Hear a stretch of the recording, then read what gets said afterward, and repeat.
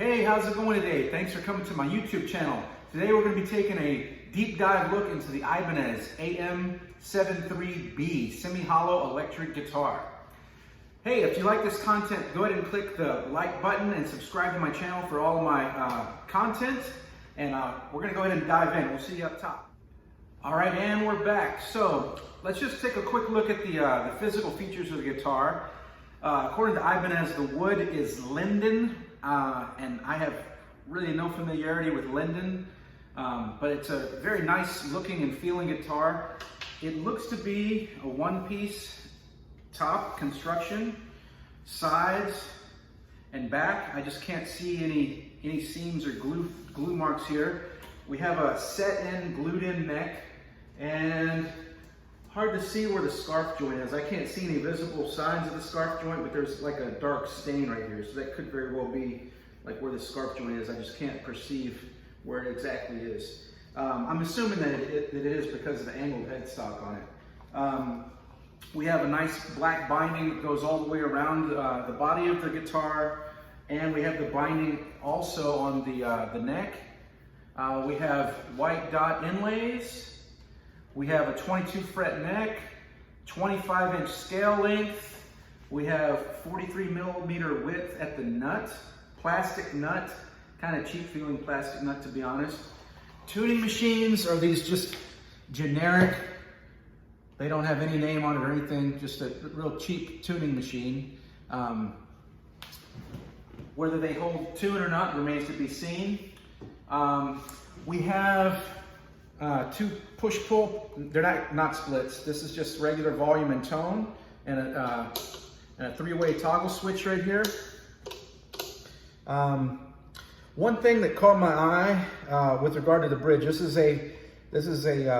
not a tremolo, this is a set tailpiece here, but I don't know if you can see on the camera, on this A string here, there's a strange angle that string is kind of coming in off of the neck there. See where all the rest of the strings are straight. Coming off that A string, it kind of angles out and then comes back online. I don't know if this is going to affect the playability or the tuning stability of the guitar. If it does, I'm going to be returning it, but I don't know yet if that's going to be an issue.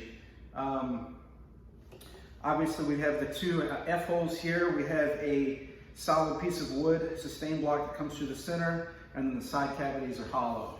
Okay, so therefore you get some resonant sound with it. As you can see,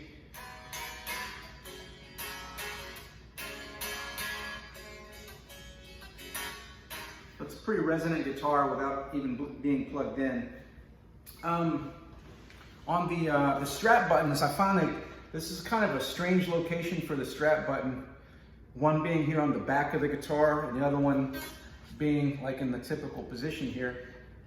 The tendency is for it to kind of lay forward a little bit more than I would prefer. So not really sure like why the design is like that, but I don't know if that's a deal breaker. Just something that's kind of unusual. Normally they're located in a different position. So anyways, let's go ahead and get some sounds out of this thing and see what it sounds like. Okay, let's look at just to isolate the pickups a little bit. So we got two humbuckers. The bridge pickup is significantly higher output. Maybe it has to do with the height of the pickup. Maybe that can be adjusted. But as it came like straight out of the box, this bridge pickup puts out a lot more than the neck. But anyways, let's just take a look at that. I'm gonna do the same riff on a clean channel and then like with a little bit of dirt so you can get an idea. So here we go with the neck pickup.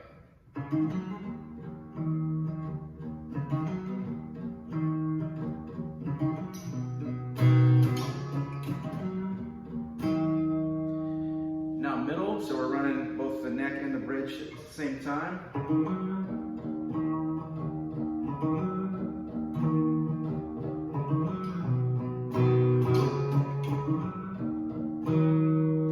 Bridge.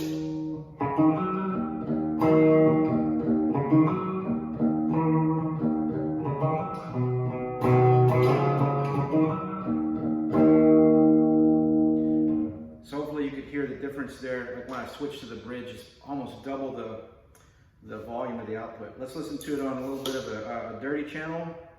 This is a model of a Fender twin reverb. Here we go. This is the neck position.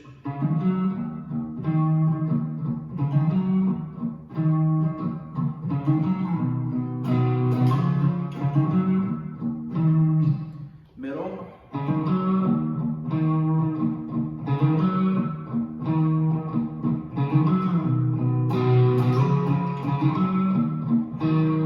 And bridge. Listen for that volume bump.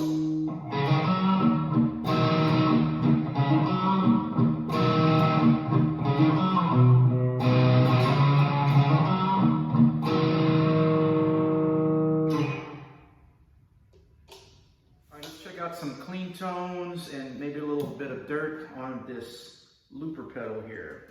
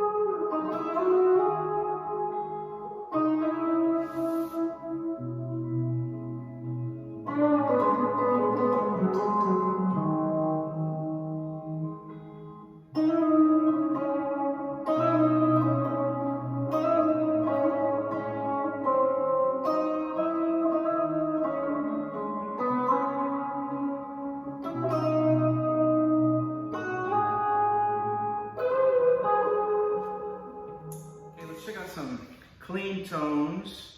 This is like just some arpeggiated chords here.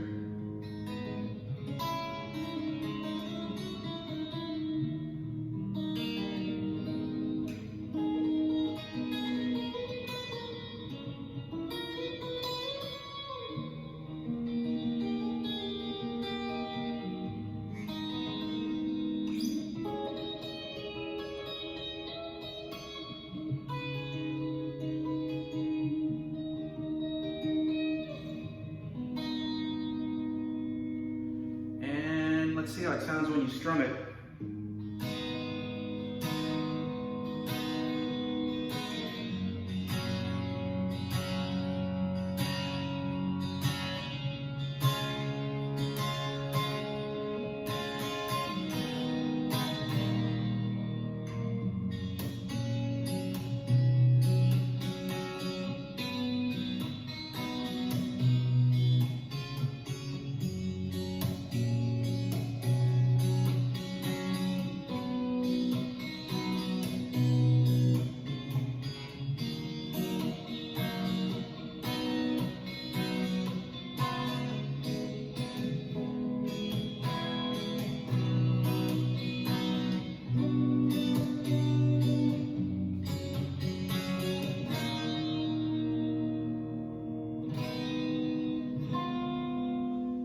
Okay, here we got just a little bit more of a high gain lead tone.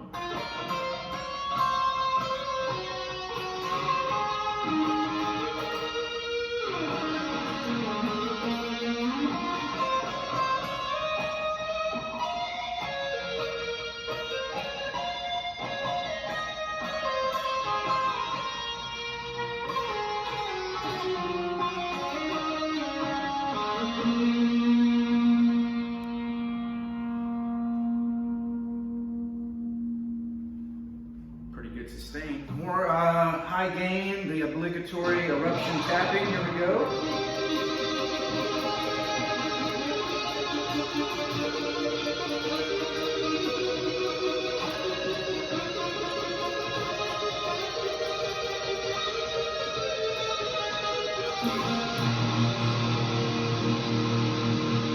All right, we're gonna do some metal. I don't do metal that great, but we're gonna just get a couple of examples for some like high crunch rhythm. This is a model of a 5150.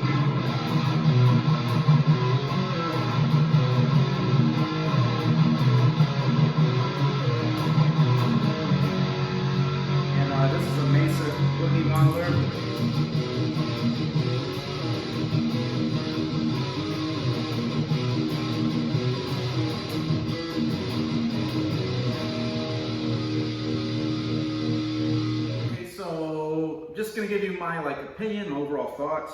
The biggest standout for me, just the guitar looks fantastic. I mean, it's tobacco finish. It's got black binding completely around it. The neck has binding on it. The back of the neck is a satin finish, which I really like. It's very smooth. It's a very flat neck. So I mean, I just love the feel of the guitar. It's very lightweight compared to a solid body. That was really my interest. I wanted something for live performance that wasn't gonna just be weighing me down too much. So, it checks the boxes there. Also, very resonant compared to a solid body. I wouldn't say it's quite on the level of an acoustic in terms of resonance, but you could definitely noodle around with this without an amplifier, and it would sound pretty decent in your room or whatever.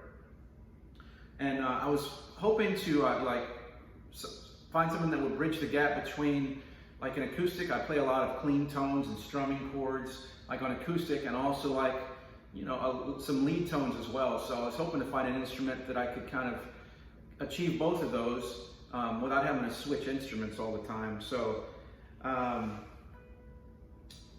I kind of think it achieves that. I think the clean tones sound pretty good. The acoustic tones sound pretty good, and then it handles some dirt pretty well too. Now, is it a super high gain guitar? No. So if you're looking to play a lot of metal and stuff, maybe this isn't the best fit. But for classic rock, blues, I think it'll definitely check those boxes. Now, let me give you maybe some negatives. Well, the main thing when I got it was just the setup was kind of poor, right? Action was super high. The intonation was off. The frets were kind of sharp. The tuning machines were loose. I actually had to tighten up the tuning machines so you could loosen them with your fingers. So a little bit more quality control coming out of the factory would be nice. The price was very good. I can't complain. I got this on sale at Guitar Center for $340 brand new.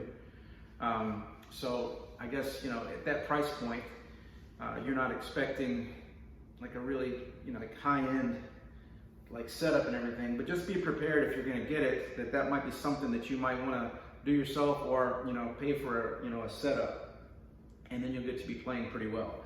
But anyways, that's the Ibanez AM73B with tobacco finish, and hope this is helpful to you. Don't forget to like the video, subscribe to the channel, and you can see some of the other reviews and videos that I put out. All right, thank you guys for checking it out.